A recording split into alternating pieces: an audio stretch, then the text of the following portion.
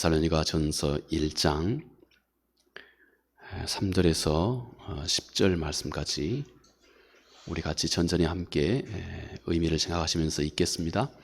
너희의 믿음의 역사와 사랑의 수고와 우리 주 예수 그리스도에 대한 소망의 인내를 우리 하나님 아버지 앞에서 끊임없이 기억하느니 하나님의 사랑하심을 받은 형제들아 너희를 택하심을 아노라. 이는 우리 복음이 너희에게 말로만 이른 것이 아니라 또한 능력과 성령과 큰 확신으로 된 것임이라.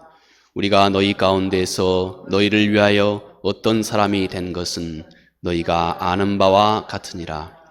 또 너희는 많은 환난 가운데서 성령의 기쁨으로 말씀을 받아 우리와 주를 본받은 자가 되었으니 그러므로 너희가 마게도냐와 아가야에 있는 모든 믿는 자의 본이 되었느니라. 주의 말씀이 너희에게로부터 마게도냐와 아가야에만 들릴 뿐 아니라 하나님을 향한 너희의 믿음의 소문이 각처에 퍼졌으므로 우리는 아무 말도 할 것이 없노라. 그들이 우리에 대하여 스스로 말하기를 우리가 어떻게 너희 가운데에 들어갔는지와 너희가 어떻게 우상을 버리고 하나님께로 돌아와서 살아계시고 참되신 하나님을 섬기는지와 또 죽은 자들 가운데서 다시 살리신 그의 아들이 하늘로부터 강림하실 것을 너희가 어떻게 기다리는지를 말하니 이는 장래 노하심에서 우리를 건지시는 예수니라. 아멘. 우리는 지난 시간부터 사도 바울이 친히 데살로니가 교회 성도들에게 권면하고 있는 말씀, 우리 특히 데살로니가 전서 1장 말씀을 우리가 함께 살펴보고 있습니다. 사도는 사실 아주 지극히 큰 환난 가운데 있는 이 데살로니가 교회 성도들에게 편지를 하고 있습니다. 사도 바울은 참 대단한 천재적인 어떤 이런 우리가 이 세상의 관점에서도 그렇습니다. 천재적인 그런 능력을 가지고 있는 분입니다. 그분은 복음의 내용을 지극히 짧은 몇 마디 말로 잘 응축하여 설명할 수 있는 능력이 있고 또 필요할 때는 그 내용을 아주 자세하게 설명해 줄 수 있는 그런 참 대단한 능력을 가지고 계신 분입니다. 사도 바울은 데살로니가 교회 성도들에게 그들이 그토록 힘들고 어려운 환난 가운데 있을 때에도 그들이 아주 그들의 신앙을 잘 지켜가고 있는 그들의 신앙의 모습을 물론 사도 바울의 권면의 내용과 함께 또 동시에 그들의 신앙을 아주 잘 일목요연하게 요약을 하고 있습니다. 이것이 사도 바울이 3절에서 말씀하고 있는 곧 믿음, 소망, 사랑 세 가지입니다. 물론 사도는 고린도 교회 성도들에게 편지할 때에도 고린도전서 13장 13절 마지막 절에서 이렇게 아주 복음의 소중한 내용과 또 복음의 내용과 함께 그들이 그의 삶 속에서 어떤 삶을 살아야 하는지에 대해서 세 가지로 믿음, 소망, 사랑 이렇게 잘 요약을 하고 있습니다.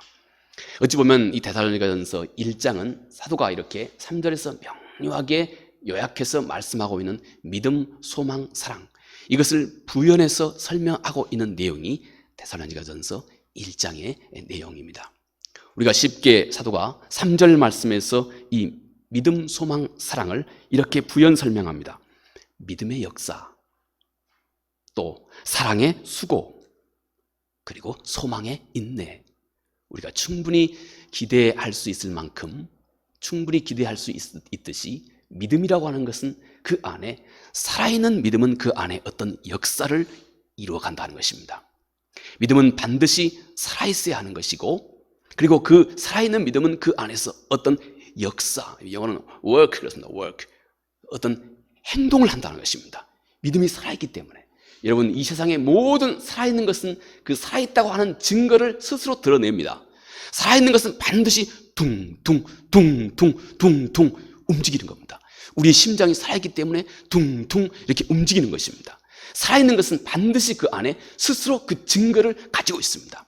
살아있는 믿음은 그 안에서 스스로 역사를 이루어내고 있다 하는 내용을 사도 바울이 4절, 5절 그리고 9절 말씀에 믿음의 역사에 대해서 사도 바울이 설명을 하고 있습니다. 우리가 지난 시간에 이 점에 대해서 우리가 먼저 함께 살펴보았습니다.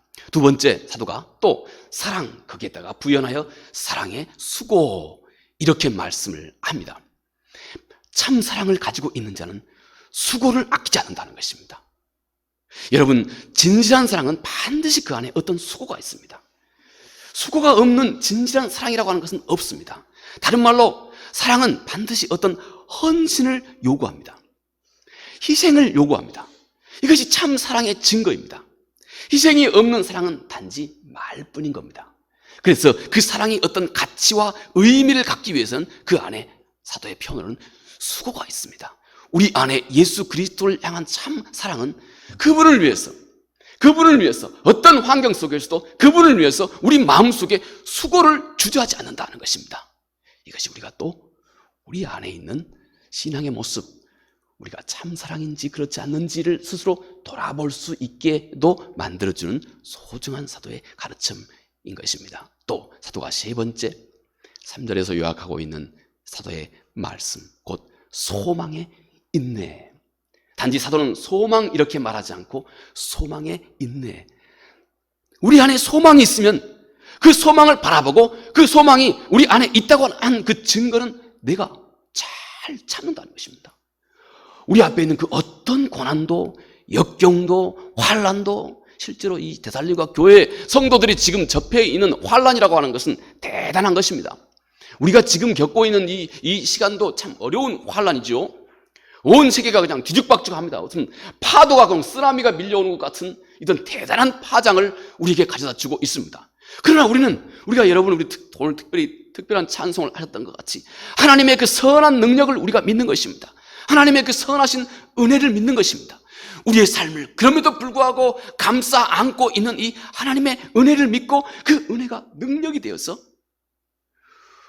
우리 삶을 이끌어가고 합력하여 선을 이루시는 이 하나님의 창조적인 역사가 그 어떤 환경 속에서도 우리 한 개인에게 있어서나 우리 교회에게 있어서나 이 민족에게 있어서나 이 온 세계 열방 하나님의 자녀들의 삶 속에 결코 떠나지 않는다 하는 사실을 우리가 믿는 것입니다.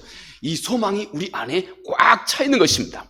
그러므로 이 소망은 우리 앞에 있는 그 어떤 역경도 힘차게 이겨갈 수 있는, 참고 견디고 이겨갈 수 있는 그 힘을 우리에게 주는 것입니다.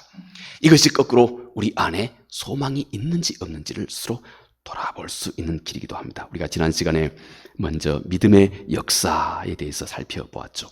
믿음은 반드시 그 안에, 살아있는 믿음은 그 안에서 어떤 역사를 이루어가게 된다. 특별히 우리 지난 시간에 오늘 사도가 9절에서 설명하고 있는 그 믿음의 산 역사의 사도의 한 예는 곧 그들이 우상에게서부터 돌이켜 하나님께로 돌아왔다.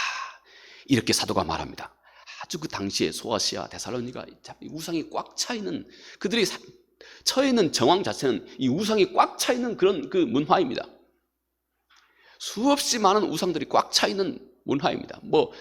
고린도서 같은 경우에는 아예 그 문제가 고린도서에 매우 중요한, 고린도서를 사도가 집필했던 그 목적이 됐습니다. 아주 우상이 꽉 차 있었습니다. 모든 우상은 우리 인간의 어떤 눈에 보이는 욕구를 충족하는 차원에서 항상 만들어진 우상입니다. 그래서 그 우상은 모든 시대에 사람들에게 어필하는 능력이 많았습니다.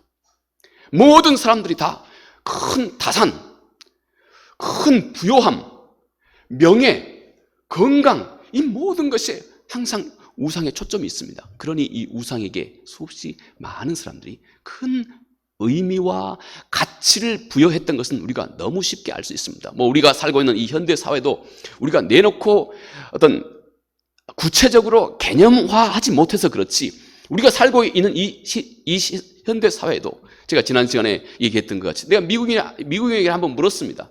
미국 사회, 그리스도인으로서 어떤 것이 미국 사회의 대표적인 어떤 그 미국 사회의 그 대표가 뭐냐? 주저함 없이 엔터테인먼트, 오락이라 이것입니다. 사람을 기쁘게 하고 즐거워하는 것이 그 시대의 가치관이 됐습니다. 모든 사람들이 기뻐하고 즐거워할 수 있는 그것에 선한 의미를 부여하고 있다 이것입니다. 단지 미국 사회뿐이겠습니까? 우리나라 역시, 우리가 살고 있는 이 현대 사회 역시 우리가 어떤 것을 특별히 개념화하지는 못하지만 우리의 의식 속에, 이 현대 사회 속에 편리함이나 편리함이나 부요함이나 또 엔터테인먼트, 이 기쁘게 하는 것이나 이 모든 것들이 보이지 않는 우상이 되어 있는 것은 분명합니다. 우상은 지난 시간에 항상 우리 인간이 어떤 그것이 무엇이든 간에, 보이는 것이든지 간에 보이지 않는 것이든지 간에 그것에 우리 인간이 특별한 가치를 부여하고 있는 것이 우상이 된다고 그랬습니다. 특별한 가치와 의미를 부여하고 있는 겁니다. 무엇이 됐든지 간에. 그러면 신기하게도 우리 인간에게 특별한 가치와 의미를 부여받고 있는 그것은, 혹은 그 사람은 그때부터 자기 자신에게 의미와 가치를 부여해주는 그 사람의 마음을 통제하기 시작합니다. 그것이 있으면 기쁘고 그것이 없으면 어쩔 줄 몰라 하는 이미 그 힘과 능력을 부여하고 있습니다. 우리 주님께서도 그래서 누가복음에서도 또 마태복음에서도 우리 인간이 모든 시대에 똑같이 가장 큰 가치와 의미를 부여하고 있는 것이 우리 주님께서 말씀하신 바는 돈이라고 그랬습니다. 제가 이 재물이라고 하는 것을 절대 부정적으로만 보는 거 아닙니다. 우리 신앙인들이 꼭 알아야 할 것이기 때문에 그렇습니다. 모든 시대를 초월해서 우리 인간은 가장 가깝게 재물에 대해서 큰 의미와 가치를 부여합니다. 우리가 살고 있는 이 시대 자체가, 그동안 우리가 살아왔던 삶 자체가 돈이 있으면 안 되는 것이 없다 하는 것을 너무 잘 알기 때문에, 돈이 주인이 되어 있는 것 너무나 잘 알기 때문에, 너무나 많이 경험했기 때문에, 그래서 거기에 지대한 가치를 부여하자마자 그때부터 여러분, 우리 인간의 재물, 이것은 사람의 마음을 지배하기 시작합니다. 왕 노릇하기 시작합니다. 그것 때문에 울고 웃고 사람을 죽이기도 하고 살리기도 하고. 이게 우상입니다. 단지 재물뿐이겠습니까? 무엇이 됐든지 간에 우리 인간이 지대한 의미를 부여하고 있는 그것, 가치를 부여하고 있는 그것이 우상이 됩니다. 그런데 성경은 오직 하나님께만 당신이 지대한 의미와 가치를 부여하라 하는 것입니다. 여러분, 내가 하나님께만 그 의미와 가치를 부여하고 있다고 하는 그 증거가 무엇인지 아십니까? 매 순간에 내가 하나님을 느끼기 시작합니다. 모든 자리에서 아까 우상과 똑같습니다. 그 원리는 똑같습니다. 모든 순간에서 하나님이 나에게 내 삶에 깊이 영향을 주기 시작합니다. 모든 삶의 영역에서 내가 그분을 의식하기 시작합니다. 하나님에게 오직 하나님에게 가치와 의미를 부여하고 있는 이 일. 그런데 데살로니가 교회 성도들, 그들의 믿음의 역사의 대표적인 것이 사도가, 데살로니가 교회 성도들은 그들이 그동안 섬겼던 많은 우상에서 돌이켜서 하나님께로 돌아오게 됐다. 그들이 눈에 보이는 우상에 많은 의미와 가치를 부여했던 그들의 삶 속에서, 그러나 그 끝은 결국 사망으로 가고 있는 것입니다. 그런데 그곳에서 돌이켜 오직 전능하신 하나님 그분께만 의미와 가치를 부여하는 삶이 되었다 하는 것입니다. 이것이 곧 그들의 삶 속에 믿음의 역사, 곧 그 시대를 바꾸는 그들의 변화된 삶이었다 하는 것입니다. 오늘 다음 사도가 두 번째로 말씀하고 있는 내용, 소망이 없는 이 세상 속에서 유일한 소망, 그것은 우리들의 변화된 삶인데, 두 번째, 우리들의 변화된 삶을 이루는 것. 첫 번째가 사도가 믿음의 역사라고 말씀하셨고, 두 번째 사도가 사랑의 수고. 이것이 진정한 변화된 한 사람의 마음과 삶을 다스리고 있는 변화된 그들의 성품 속에 드러나고 있는 것이다 하는 것입니다. 사랑의 수고하는 것입니다. 원래 쉽게 우리가 영어 성서만 배운 labor of love, 이렇게 사랑의 노동 이렇게 말합니다. 사랑은 그 사랑을 위해서 어떤 노동함을, 피곤하게 노동하는 일을 주저하지 않는다 하는 것입니다. 제가 이 내용을 설명하고 있는 사도의 말씀 5절 이하 함께 제가 읽겠습니다. 우리가 너희 가운데서 너희를 위하여 어떤 사람이 된 것은 너희가 아는 바와 같으니라. 또 너희는 많은 환난 가운데서 성령의 기쁨으로 말씀을 받아 우리와 주를 본받는 자가 되었으니, 그러므로 너희가 마게도냐와 아가야에 있는 모든 믿는 자의 본이 되었느니라. 주의 말씀이 너희에게서로부터 마게도냐와 아가야에만 들릴 뿐 아니라 하나님을 향한 너희의 믿음의 소문이 각처에 퍼졌으므로 우리는 아무 말도 할 것이 없노라. 그들이 우리에 대하여 스스로 말하기를 우리가 어떻게 너희 가운데 들어갔는지. 사랑의 수고에 대해서 사도 바울이 지금 고린도 교회 성도들에게 사도 바울이 말씀하고 있는 바입니다. 사도는 살아 역사하고 있는 사랑에 대해서 사도가 증거해 줍니다. 쉽게 오늘 이 함께 제가 방금 5절에서 9절 사이에 말씀드린 이 말씀의 내용을 딱 사도는 두 가지로 그렇게 사랑의 수고의 내용을 사도가 두 가지로 말씀을 해주고 있습니다. 먼저 그들이 환난에 대해서 그들의 태도가 전적으로 바뀌었다는 것입니다. 환난을 이해하고 바라보는 데살로니가 교회 성도들의 태도가 완전히 예전과 다르겠다는, 바뀌었다는 것입니다. 예전에는 그들은 그 눈앞에 있는 문제들로 늘 불평, 불망, 투성했다는 것입니다. 그런데 사도가 오늘 말씀하고 있는 것은 이제는 너희가 성령으로 인해서 기쁨을 느끼겠다. 기뻐한다. 무엇 때문에요? 환난 때문에. 그리스도를 향한 환난 때문에.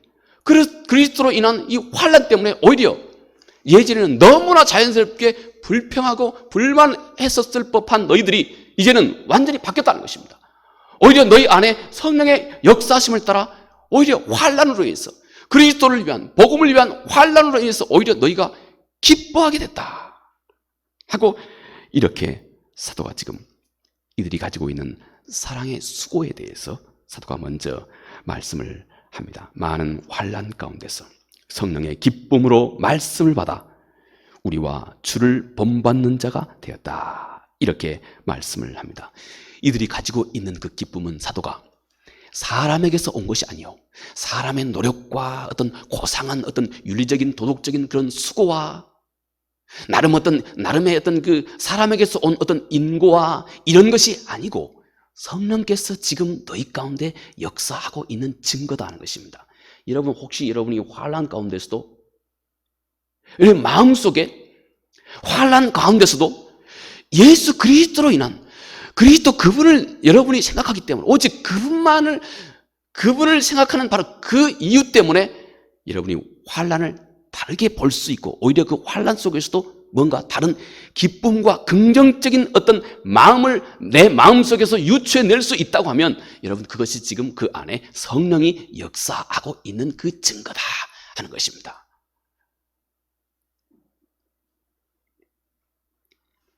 성령께서 계시를 불어 넣어주셨어. 이 사도가 말하고 있는 성령의 기쁨이라고 하는 이 말은요, 영어 성서는 좀 더 적나라하게 표현하고 있는데요, 성령께서 그 기쁨을 확 불어 넣어줬다는 거예요. 인스파이어, 확 불어 넣어줬다는 것입니다. 성령께서 우리 안에 우리의 어떤 능력 이면에, 우리의 능력 저편에서 거룩하신 성령께서 우리 안에 그 기쁨을 불어 넣어주셨다. 새로운 시각을, 믿음의 시각을 불어 넣어주셨다 하고 사도가 지금 그렇게 표현하고 있는 겁니다. 사실 이들은 지금 대단한 혼란과 고통스러운 상황에 처해 있습니다. 이미 사도가 데살로니가 교회가 얼마나 큰 환난과 고통 가운데 있는지를 사도가 이미 밝힌 바가 있습니다. 실제로 로마 제국의 압제가 노골화되어 있을 때였습니다. 이때 사도가 지금 데살로니가에 편지를 쓰고 있는 이때는 말이죠, 그들은 대부분 예수 믿는 사람들은 예수 그리스도로 인해서 많은 경우 일터에서 쫓겨났습니다. 일할 자리가 없는 겁니다. 옛날에는 일할 자리는 곧 생계하고 직결되는 문제죠. 내 아이들의 생계하고 직결되는 문제에 이들이 지금 봉착해 있다는 것입니다. 이거 지금 농담이 아니죠. 이거 게임이 아닌 겁니다. 지금 처해 있는 현실은, 그리고 대부분 또 그들이 살던 집에서 추방을 당했습니다. 그리고 또 그뿐입니까? 가장이 감옥에 잡혀간 겁니다. 살아온다고 하는 보장도 없이 이렇게 잡혀간 겁니다. 일터에서 쫓겨났지, 때때로는 집에서 온 식구들과 함께 추방됐지, 거기다 더해서 가장들이, 남자들이 감옥에 잡혀 들어갔지. 이거 도대체 이런 상황들 아닙니까? 우리가 하나님의 말씀 속에 능력을 체험하는 것은 우리가 이렇게 우리 안에 있는 어떤 어떤 일상, 희미한 어떤 그런 일상적인 것을 제거되고 진짜 이 말씀의 그 적나라함과 내가 딱 이렇게 맞닥뜨리게 되는 겁니다. 지금 데살로니가 교회의 성도들이 처해 있는 정황이 그랬습니다. 사도가 친히 그 점을 그들이 많은 환난 가운데 있다고 사도가 그렇게 언급을 하고 있는 바 있죠. 그런데 여러분, 그들이 갖고 있는 믿음 때문에, 예수 그리스도 그분 때문에, 여러분, 그런데 사도가 말하기를 이들은 그때부터 그들의 고통과 환난을, 그런데 그들은 복음 때문에, 예수 그리스도 때문에, 그들이 새롭게 맞이한 예수 그리스도 그분 때문에 그들이 눈앞에 처해 있는 그토록 절박하고 절실한 이 모든 환난을 다르게 보기 시작했다. 오히려 기뻐하기 시작했다. 환난 중에 말입니다. 그리고 또 그 결과 그들은 점점 사도 바울과 같은 모습으로 바꿔졌다. 아까 우리 집사님께서도 기도 중에 언급하셨죠. 또 사도가 나와 그리스도처럼, 그러니까 사도 바울과 예수 그리스도 그분처럼 그들이 점점 그들과 같은 모습을 점점 띠기 시작했다. 여러분, 이것이 곧 데살로니가 교회 성도들의 사랑의 수고입니다. 사랑의 수고, 이들의 변화된 모습입니다. 여러분, 참 여기 신비한 우리 인생의 신비 중에 신비가 있습니다. 어떻게 보면 우리 신앙생활의 참 신비라고도 할 수 있습니다. 우리가 예수 그리스도 그분을 이 땅에서부터 점점 닮아가고 있다고 하는 이 진리입니다. 실은 하나님께서 우리를 하나님 그분의 형상으로 만드셨거든요. 하나님 그분의 모양과 형상으로 만드셨거든요. 그래서 우리는 이 세상 속에서 점점 하나님 그분의 모양과 형상을, 곧 예수 그리스도의 장성한 분량에 우리가 점점 이 세상 속에서 이르러가면서 우리 인생 전체가 하나님께 영광을 돌리고 우리가 세상에서 빛이 되고 소금이 돼가는 그런 인생을 살게 되거든요. 이것이 우리 성도들의 신앙생활, 하나님께서 우리를 부르신 부르심의 목적이기도 합니다. 그런데 말입니다, 우리가 우리 삶 속에서 예수 그리스도 그분을, 오늘 사도가 표현한 것처럼 나와 그리스도를 점점 닮아가는 자가 됐다. 점점 그리스도 그분을 닮아간다고 하는 이 일. 그런데 말입니다, 많은 경우 이 일이 그냥 쉽게 가만히 앉아서 이루어지는 것은 절대 아닙니다. 대부분 그런데 유독 환난과 시련을 겪어나가면서 이 일이 이루어지기 시작합니다. 대부분 그렇습니다. 이를 통해서 우리 인간은 우리 내면을 진정으로 하나님 그분의 보시기에 합당하게 우리 마음을 정화할 수 있는 능력을 갖게 됩니다. 환난과 시련을 믿음으로 헤쳐가는 이 과정을 통해서, 우리가 쉽게 말해서 여러분, 금도 성서에서 그렇게 많이 표현하죠. 금을 정화하는 것은 도가니를 통해서, 용광로죠. 도가니에서 금이 순화되는 것이라고. 우리 인간은 이렇게 시련과 환난과 역경을 통해서 우리 인간은 정화되고 거룩해져 간다는 것입니다. 점점 예수 그리스도 그분을 점점 닮아가는 역사가 참 신비하게도 그렇게 이루어진다는 것입니다. 우리가 좀 가만히 편안하게 있을 때, 그냥 우리 푹 주무시고 계실 때 그렇게 하나님께서 점점 우리를 그리스도 그분의 형상으로 장성한 분량으로 이르러가면 갈 수 있도록 해주시면 얼마나 좋겠습니까? 그런데 하나님은 참으로 그분의 그 신비하신 지혜를 따라서, 다 설명할 수 없는 그분의 지혜를 따라서 우리 하나님의 자녀들의 삶 속에서도 연단을 통해서 우리가 그리스도 그분의 뜻을 이루어가게 된다는 것입니다. 그래서 아무리 완벽한 그리스도인이라 할지라도 이 세상 속에서 사도 바울은 로마서 12장에서 말씀하기를 연단이 없는 자는 고아와 같다. 연단이 없는 자가 없다 하는 것입니다. 우리는 신비하게 하나님께서 우리 삶 속에서 그렇게, 이것은 우리 인간의 어떤 슬픈 본능과 부족한 우리 인간의 본능과 맞물려 있는 하나님께서 우리 인간을 다스리시는 그런 방법이실 것입니다. 환난을 통해서 여러분, 우리는 놀랍게도 그런데 예수 그리스도 그분의 성품, 하나님이 정작 우리 안에서 이루어 가시기 원하시는 그분의 그 역사가 우리가 환난을 믿음으로 헤쳐감을 통해서 우리 안에서 이루어집니다. 그런데 말입니다, 또 우리가 단지 환난만 겪고 있다 그래서 또 다 된 것만도 아닙니다.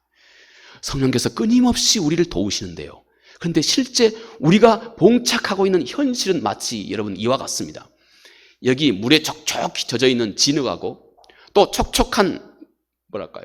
치즈, 진흙하고 치즈가 딱 있는 것과 같은 이치입니다. 위에서 똑같이 햇볕이 내리쬐입니다. 그런데 똑같은 환란을 겪고 있는 겁니다. 그런데 어떤 사람의 마음은 진흙과 같습니다. 지금 젖어 있는 진흙. 그런데 어떤 사람의 마음은 똑같은 햇볕, 하나님의 은혜가, 하나님의 그 섭리가, 때때로는 환란으로, 연단으로 똑같은 하나님의 섭리가 모든 사람에게 똑같이 내리고 있으되 어떤 사람의 마음은 마치 진흙과 같습니다. 진흙은 햇볕이 내리쬐면 쬐일수록 점점 더 딱딱해집니다. 그런데 성령께서는 마치 이 치즈와 같은 마음을 우리 마음 가운데 이루어 가시는 겁니다. 여러분, 치즈는 말이죠, 딱딱해 있다가 햇볕이 내리쬐면 쬐일수록 더 부드러워집니다. 똑같은 환란이 있다 할지라도 똑같은 그리스도인도 그 마음의 중심에 따라서 성령께서는 그 마음이 그렇게 치즈와 같이 환란과 역경을 접하면 접할수록 그 마음이 점점 온유하고 점점 더 겸손해져서 우리 주 예수 그리스도 같이, 찬송 우리 195장 같이 성령이여 우리 겸손해져서 우리 주와 같이 되게 하시옵소서. 예, 우리 마음 중심이 꼭 점점 더 고난이 오면 올수록 그 마음 중심은 부드러워지는 겁니다. 겸손해지는 겁니다. 이것이 마치 치즈와 같이, 이것이 성령께서 우리를 도우시는 성령의 역사하심입니다. 그러나 어떤 사람은 그 성령의 역사하심에도 불구하고 끝없이 점점 마음 중심이 진흙과 같아서 점점 딱딱해져 가는 사람도 있다 하는 것을 잊지 말아야 됩니다. 마치 이렇게 실제로 고난, 성도가 겪는 환란이라고 하는 것은 절대 야 지금부터는 이거 너 게임이다 하고 하나님 우리에게 던져주지 않습니다. 절박합니다. 지금 마치 우리가 처해 있는 이 환경처럼 절박합니다. 자칫 내가 진흙에 속할 수 있고 자칫 한 걸음으로 내가 이 치즈에 속할 수도 있는 이 절박한 상황 속에 있습니다.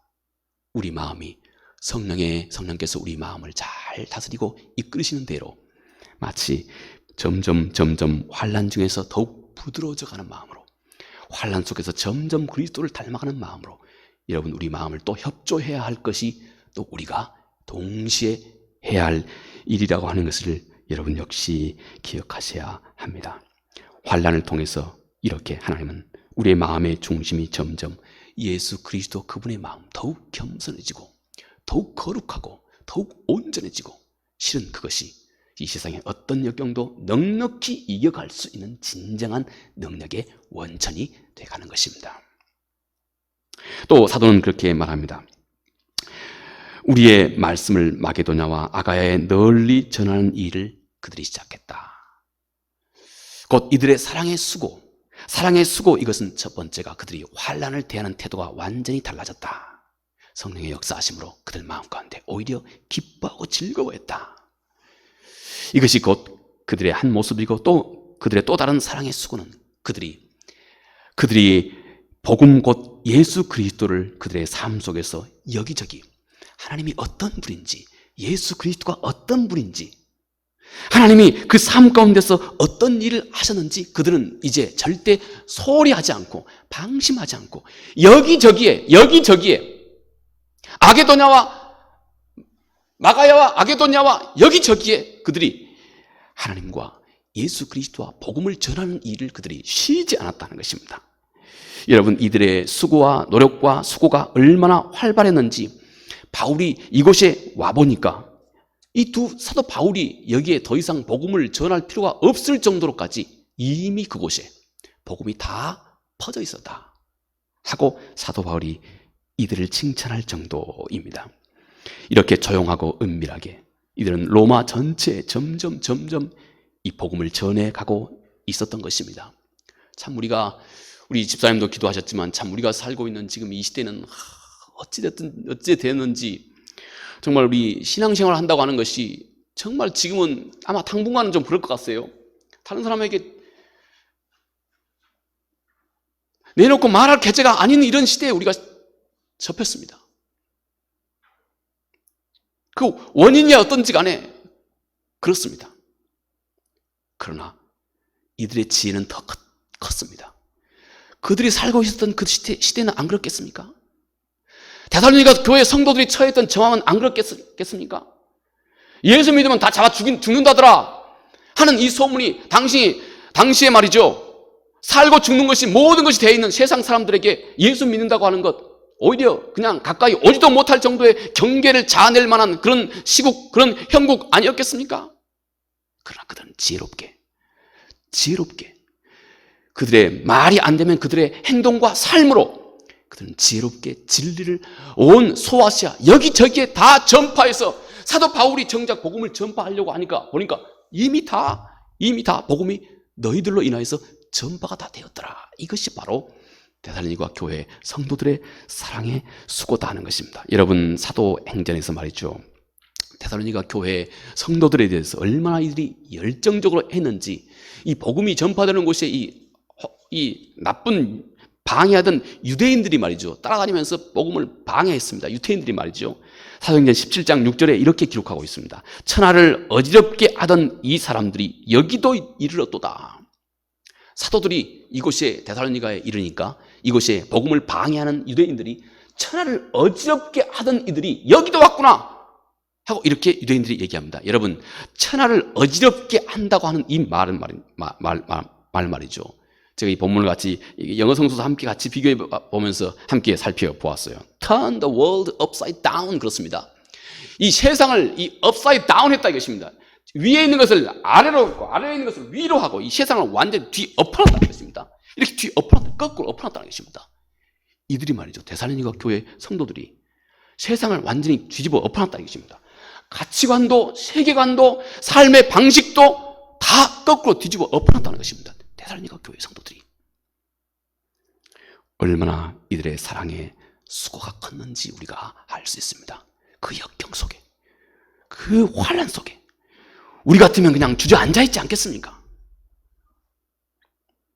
그런데 그 환난 속에 이렇게 이들의 사랑의 수고는 환난을 통해서 오히려 기쁨을 갖는 자들이 되었고, 주의 말씀을 널리 전파하는 수고를 이들이 멈추지 않았다는 것입니다. 마지막 세 번째, 사도가 전하고 있는 소망이 없는 이 세상, 소망이 되고 있는 성도의 변화된 삶에 드러나고 있는 그 능력 세 번째가, 여러분, 사도가 표현하고 있는 말, 소망의 인내 하는 말입니다. 소망의 인내. 이 말의 내용은 10절 말씀에서 사도가 잘 설명해 주고 있습니다. 10절 제가 읽겠습니다. 또 죽은 자들 가운데서 다시 살리신 그의 아들이 하늘로부터 강림하실 것을 너희가 어떻게 기다리는지를 말하니 이는 장래 노하심에서 우리를 건지시는 예수시니라. 여러분 보실까요? 죽은 자들 가운데서 살리신 그의 아들, 부활을 얘기하고 있습니다. 그리고 이어서 하늘로부터 강림하실 것을 너희가 믿는다. 하늘로부터 강림한다고 하는 것은 예수 그리스도의 재림하심입니다. 이들이 그들 마음 중심에 가지고 있었던 견고한 믿음의 실체가 뭐냐면 예수 그리스도의 이 부활과 재림, 다시 오실 것, 부활과 다시 오실 것, 이것에 대한 확실한 소망을 가지고 있었습니다. 물론 당시에는 아주 긴박한 종말론적인 이런 사상이 아주 당시에는 팽배해 있었습니다. 물론 이 시대도 우리가 놓치지 말아야 할 소중한 신앙의 유산이라고 할 수 있습니다. 자, 이들이 부활과 재림에 대한 확신을 가지고 있었다고 하는 것, 이것이 이들의 삶 속에 소망이 됐다는 것입니다. 소망이 됐다. 그리고 이 소망으로 인해서 그들은 그들의 현실 가운데 있는 수없이 많은 문제, 그들의 생명을 위협하는 이들의 문제까지도 그들은 삶 속에서 잘 참고 인내하는 자들이 됐다. 여러분, 이것이 곧 사도가 지금 전해주고 있는 소망의 인내입니다. 소망의 인내. 우리 주님께서 요한복음 14장 19절 말씀에 조금 있으면 세상은 다시 나를 보지 못할 것이로되 너희는 나를 보리니 이는 내가 살아있고 너희도 살아있겠음이라. 주님께서 말씀하셨습니다. 주님께서 말씀하신 것은 여기 주님께서 사망을 이기시고 주님께서 부활하신다고 하는 말씀 이미 이루셨죠. 그리고 사도 바울은 우리 주께서 이 부활의 첫 열매가 되셨다. 여러분, 첫 열매가 뭡니까? 나무를 처음 심었습니다. 그런데 이 나무가 몇 해 후에 어느 해 첫 번째 열매를 딱 맺었습니다. 이 열매는 다음에도 똑같은 열매를 이제 이 나무가 쭉 맺게 된다고 하는 것을 보증해 주는 것이다 이것입니다. 예수 그리스도가 이렇게 죽은 자 사망 가운데서 부활하셨다는 것입니다. 그리고 그것은 곧 그리스도 안에 있는 자들도 똑같이 이렇게 사망 가운데서 다시 부활하신다고 하는 보증이 된다는 것입니다. 첫 열매가 됐다고 하는 것은 보증이 된다는 것입니다. 여러분, 부활이 지금도 어떤 자유주의 신학자들은 그렇습니다. 부활, 이것은 뭐 기독교인들이 만든 신화다, 신화. 이 신화를 떼내야 진짜 거기에 뭐 메시지가 보인다. 이런 얘기도 합니다. 뭐 독일에서 위시한 볼트만이랄지 이런 분들 말이죠. 여러분, 부활이 그렇게 뭐 어려운 것입니까? 그렇지 않습니다. 여러분, 이 안데르센이라고 그 네덜란드의 유명한 소설가죠. 또 어린이 동화 작가이기도 하죠. 당시에도 그렇고 요즘에도 그렇고 안데르센 이분은 대문호였답니다. 당시에도 참 그 후로 아주 알려진, 세계에 알려진 특히 이제 동화 작가로 뭐 대문호죠. 근데 이 사람이 말이죠. 어릴 때 이 에피소드가 있습니다. 조그만 자기가 11살 때 자기가 조그만 글을 하나 썼대요. 근데 이 글을 친구들이 읽어보고는 너무 이 안데르센 얘를 너무 그냥 조소하고 비난을 한 겁니다. 멸시하고 마구 무시를 한 겁니다. 이거 아니 기가 팍 죽어가지고 말이죠.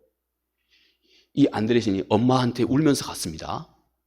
그 엄마한테 이 글을 보여줍니다. 엄마가 이 글을 읽고 나서 안데르센의 손을 딱 잡고 이 아이의 손을 딱 잡고 엄마가 앞에 있는 꽃밭으로 갔습니다. 앞에 있는 꽃밭. 여기 많은 꽃들이 있습니다. 그런데 그 중에 조그만 꽃몽오리 하나, 지금 갓 싹이 튼 꽃몽오리 하나를 딱 엄마가 이 안데르센에게 보여주면서 얘 보아라. 이 꽃몽오리가 앞으로 이렇게 예쁘게 활짝 펴있는 이 꽃이 앞으로 될 거야. 너가 마치 이 꽃몽오리와 같아. 하고 이 어린 아이에게 엄마가 그렇게 격려해 준 겁니다. 여러분, 사도 바울이 똑같이 고린도전서 15장에서 부활은 마치 우리가 씨앗 속에 잠재주고 들어있는 나무 하나와 같다고 그랬습니다. 이 나무의 열매 씨앗 하나, 여러분 작은 씨앗이지만 그러나 이 나무의 씨앗은 이미 이 보일랑말랑한 작은 씨앗 속에 이 나무에 다 자라있는 나무의 전체 잠재성이 이 씨앗 속에 다 들어가 있습니다. 이게 부활의 몸입니다. 이 씨앗 속에 들어가 있는 이 나무에 잠들이긴 다 자란 잠들이긴 나무가 비과학적입니까? 신화입니까? 지금 우리가 살고 있는 이 몸이 마치 이 씨앗과 같습니다. 이미 그런데 우리 안에는 부활의 완성된 몸이, 신비한 그 완성된 몸이 이 안에 다 함께하고 있는 것입니다. 이것이 곧 데살로니가 교회 성도들에게 소망이 되었다. 그리고 그 주께서 부활하셔서 이 땅에 우리가 어떤 삶을 겪는다 할지라도 너의 삶을 다시 신원하고 너를 다시 일으키며 너에게 상급을 주시고 너희를 격려하실 하나님의 역사가 곧 재림의 소망이 너희 가운데 가득하다. 이렇게 사도가 말씀을 한 것입니다. 곧 고린도 교회, 데살로니가 교회 성도들이 마치 이런 예수 그리스도의 부활과 그리고 예수 그리스도의 재림, 이것이 고린도 데살로니가 교회 성도들에게 영원히 떨쳐지지 않는 진정한 소망의 원천이 됐다 하는 것입니다. 자, 오늘 데살로니가 교회 성도들 이들 통해서 사도 바울이 격려하고 있는 말씀을 통해서 우리가 함께 살펴보았습니다. 이들이 가지고 있는 진정한 믿음은 늘 살아있는 역사를 그들 가운데 항상 이루게 되었고, 또 그들이 가지고 있는 소망은 그 어떤 것도 끝까지 참을 수 있는 인내를 그들 삶 가운데 이루어내게 되었고, 또 그들이 가지고 있는 참 사랑은 그 사랑이 어떤 수고도 그리스도를 위해서, 복음을 위해서 주저하지 않을 정도의 진정한 능력의 원천이 됐다 하는 것입니다. 마지막 한 가지만 우리 함께 나누고 우리 얘기를 마치도록 하겠습니다. 일찍이 여러분, 이 리빙스톤이 아프리카에서 죽고 그리고 그의 시신이 영국 웨스트민스터 사원으로 옮겨졌습니다. 많은 사람들이 이 리빙스톤의 죽음을 추모하면서 많은 사람들이 길거리 나와서 모든 사람들이 함께 슬퍼하고 또 그의 삶을 돌이켜보면서 하나님 앞에 영광을 돌리게 되었습니다. 그런데 그의 그 많은 사람들이 함께 모여있는 그 많은 인파 속에 어떤 한 사람이 아주 늙은 한 사람이 슬피 울면서 눈물을 자아내고 슬퍼하고 있는 한 사람이 있었습니다. 그 사람이 곧 윌리엄이라고 하는 사람입니다. 데이비드 리빙스톤의 친구였다고 합니다. 리빙스톤이 일찍이 아프리카에 선교를 지원하게 될 때 이 친구 윌리엄이 참 미친 자다, 너는 그것은 미친 짓이다 하고 그렇게 비난을 했던 사람입니다. 그런데 여러분, 그가 말하기를 그는 그 후로 큰 재물을 얻고 또 그로 인해서 큰 부유함을 얻게 되었지만, 그러나 정작 그가 죽게 되었을 때 그는 아무것도 가지고 갈 수 없는 사람이 됐다고 하는 사실을 그가 그 순간에 깨달아 알게 되었습니다. 그러면서 그가 얘기하기를, 나는 이 세상에서 그토록 수고하여 얻은 것을 아무것도 가져갈 수 없지만, 그러나 리빙스톤 저분, 나의 친구 저 사람, 내가 한때 저 사람의 삶은 미친 자의 삶이다 하고 비난했던 저 사람은 지금 이 세상 속에서도 모든 것을 얻었고, 이 세상 속에서도 넉넉한 명예를 얻었고, 그리고 저 세상에서까지 하나님 앞에서까지 넉넉한 명성을 얻은 자가 됐구나, 이렇게 그가 고백을 했다고 합니다. 여러분, 이 리빙스톤이 평생 그의 마음속에 간직했던 말이 하나님이 나와 함께 하신다 하는 이 짧은 한마디 진리였습니다. 하나님이 지금 우리와 함께하고 있는 것입니다. 그 나와 함께하고 계신 그 하나님, 그분을 내가 늘 의식하고, 그리고 나와 내 안에 함께하고 계신 그분을 내가 인격적으로 늘 대할 수 있는 것, 여러분, 이것이 우리 삶 속에서 진정한 이 땅을 힘있고 능력 있게 살아갈 수 있는 진정한 힘의 원천이 되는 것입니다. 이 은혜가 우리 모두에게 함께하길 바라겠습니다. 기도하겠습니다. 은혜로우신 아버지 하나님, 고맙고 감사합니다. 오늘 사도가 큰 환난 가운데 있는 데살로니가 교회의 성도들, 그들이 하나님 앞에서 가지고 있었던 믿음의 역사와 사랑의 수고와 그리고 소망의 인내, 그들의 신앙을 잘 요약하여 이렇게 설명하고 있습니다. 오늘 이 시대에도 똑같이 우리에게 이런 아버지라는 데살로니가 교회 성도들이 가지고 있었던 이런 신앙의 모습이 우리에게 필요합니다. 이것이 곧 우리 모두에게 주시는 하나님의 거룩한 말씀이 되게 하옵소서. 예수님 거룩하신 이름으로 기도합니다. 아멘.